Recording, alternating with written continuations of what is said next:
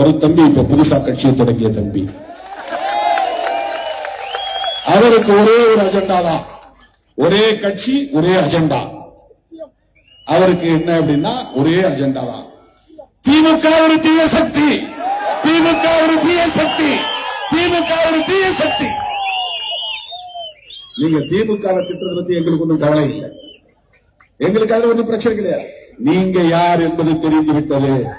நீங்கள் தமிழுக்காகவும் தமிழ்நாட்டு மக்களுக்காகவும் தமிழ் மண்ணுக்காகவும் போராடுவதற்காக கட்சி தொடங்கவில்லை. திமுகவை வீழ்த்த நினைக்கிற RSSக்காக நீங்கள் கட்சி தொடங்கியிருக்கிறது. அந்த சனாதன சக்திகளுக்கு துணை போகக்கூடிய வகையில் சீமானும் விஜயும் செயல்படுகிறார்கள் என்பதிலே எந்த சந்தேகமும் இல்லை. அவர்களுடைய செயல் திட்டம், அவருடைய அரசியல், அவருடைய போக்கு அனைத்தும் பிஜேபி RSSக்கு துணை போகக்கூடியதாக இருக்கிறது என்பதுதான் யதார்த்தமான உண்மை. இதை தமிழ்நாட்டு மக்கள் புரிந்து கொள்ள வேண்டும். இவர்கள் ஒருபுறம் தமிழ் தேசியம் பேசுவது போல் அவர்கள் நாடகமாடுகிறார்கள். இவர்கள் ஒருபுறம் தனித்து நாங்கள் இயங்குகிறோம், திராவிட அரசியலையும் பேசுகிறோம், பெரியார் அரசியலையும் பேசுகிறோம் என்று சொல்லுகிறார்கள்.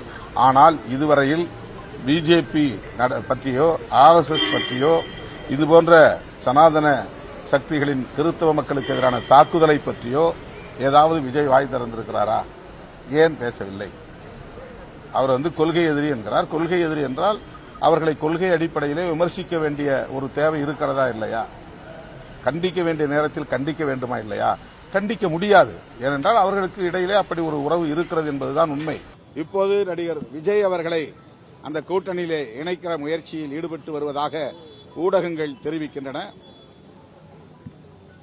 அழுத்தம் கொடுத்து அவரை அடிபணிய வைக்க முயற்சிக்கிறார்கள் என்றும் ஊடகங்களில் பெரிய அளவிலே விவாதிக்கப்படுகின்றன.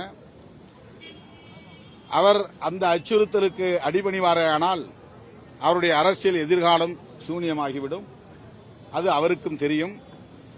பிற மாநிலங்களில் பாஜக எப்படி சங் பரிவார்கள், பாஜக உள்ளிட்ட அனைவரும் எதிர்க்கட்சிகளை நயவஞ்சகமாக வளைத்து போடுவது அல்லது அவதூறு பரப்பி எதிர்ப்பது என்கிற உத்திகளை கையாளுகிறார்களோ அதே உத்திகளை தமிழ்நாட்டிலும் கையாள முயற்சிக்கிறார்கள். நண்பர் விஜய் அதற்கு இணங்க மாட்டார். தன்னுடைய எதிர்காலத்தை அவரே சூனியமாக்கிக் கொள்ள மாட்டார் என்று நான் நம்புகிறேன்.